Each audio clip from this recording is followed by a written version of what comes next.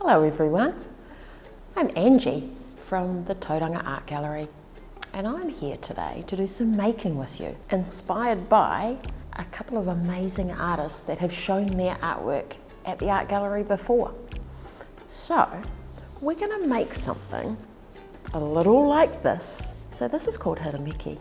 It's a Japanese art form where you kind of put colour on the paper first with water, and then when it dries you come along with your black pen and you have very careful arty eyes and see what kind of wild, weird and interesting things you can find in there. Let's get started. What you're going to need is some paper, the thicker the better, some dye or some tempera paint, or even some food colouring will work. You'll need some water and brushes. If you have sponges, those could be helpful. Tissues are good too. And you'll need a black pen.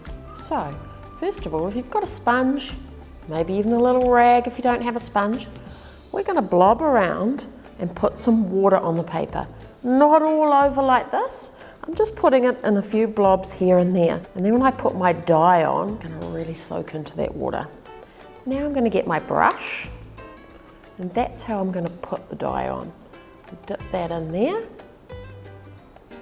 This part's quite fun. You might want to put some newspaper down, could be helpful. And I'm just doing little drips here and there. I'm not painting a picture, I'm just dropping it on because I want to see what the dye will do on its own. Now I'm going to move on. I'm going to try some kakariki green, putting it on those watery areas, although if it doesn't get on all the watery areas and goes on a dry area, that's also fine. I'm not painting anything around or trying to make it into something. I kind of want the dye to do its own thing. Now as it hits the water, it's going out like that. We call that in art bleeding. The dye is bleeding. If you don't have dye, but you have tempera paint, you could try that. So with this one, we've got to use quite a lot of water on it to wake it up, okay? Get that going. Rubbing around in circles is a good way. There I go, just dropping it in. Maybe pressing and using my brush in a different way here and there. But remembering I'm not actually painting a picture here, I'm just putting colour down. What about food colouring? That'll work too. You might want to put it in a little container. And we're just dropping little bits here and there. This part is so fun. Seeing how it reacts and how it moves around in the water. I'm pretty happy with this. So now I might do a small amount of something else called blotting. You might have heard of that before. I could get my tissue or paper towel. Maybe lift a little bit of it up here and there. I don't need to touch too hard because it soaks in there nice and easily. Tell you what, another cool thing I could do is this. I could lift it and let it drip a wee bit. I don't want to do it too much so that all my colours just blend into one brownish colour. I still want to be able to see my three colours, but I can have fun with that great dripping thing. If you don't have a lot of time, use the hairdryer and speed up the drying process. Now it's dry. Here comes some fun. I'm going to start looking really closely at my artwork and see what wild things I can find. I've got my pen. If I don't have this kind of pen, I can also just use a black biro pen. Here I go. I can see a nose here, I think. Especially noses, big eyes, wrinkly almost eyes. A little bit of flicky hair like that on this character. Maybe a chin coming down. What else? What can be quite helpful is to turn your paper. New things might get revealed that you didn't notice before. I'm going to do like a Rob McLeod type big nose, like that, coming in there. And maybe a big eyeball like this. Oh, this could be like a beard.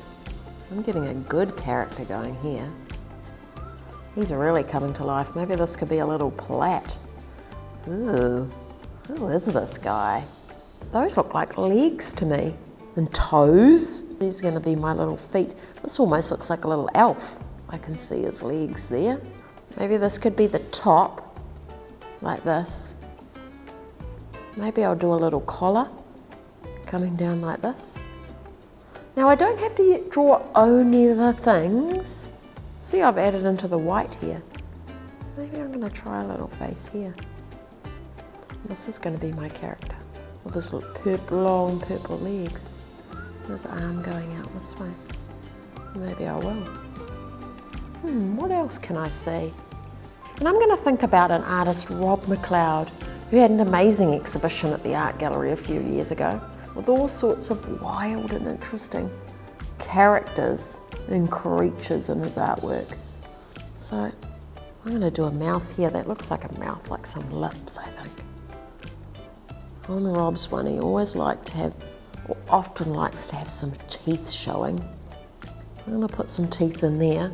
And then I got my bottom lip down here, like that. Oh, what do you reckon, guys? I reckon maybe if I coloured this in black, that might make my teeth a bit better. Shall we try that out? Oh yeah, I'm liking that. Ooh, what if I turned it like this?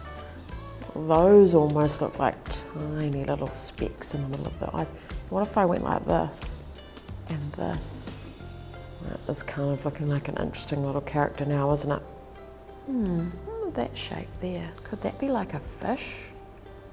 A little fin up here like this. Tail out here. This is a little nose down here.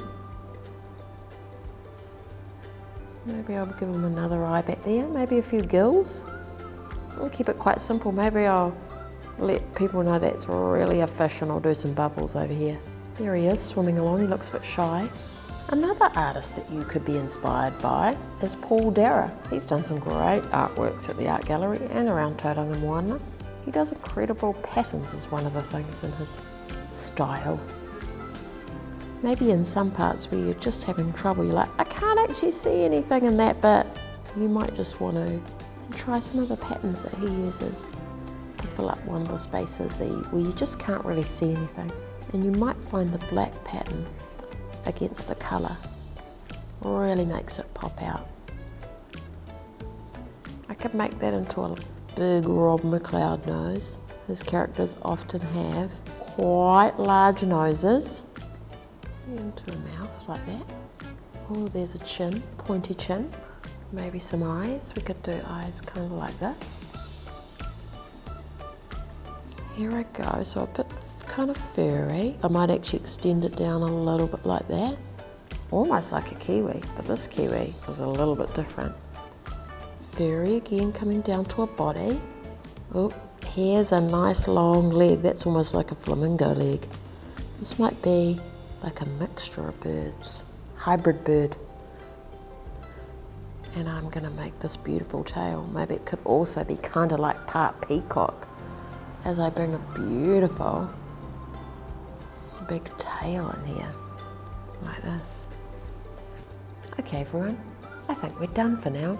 I enjoyed Hirameki, looking at those blobs and seeing what interesting things I could find in there. Do you know what might be cool too? Perhaps you could put it on Instagram, tag the art gallery, we could share it with the art world. You know what else is great about this? I feel like I could come back on another day and find other things in this artwork. Maybe you could try that. Thanks for joining me today and doing some Hirameki. I hope I get to see you again soon. Ka kite anō.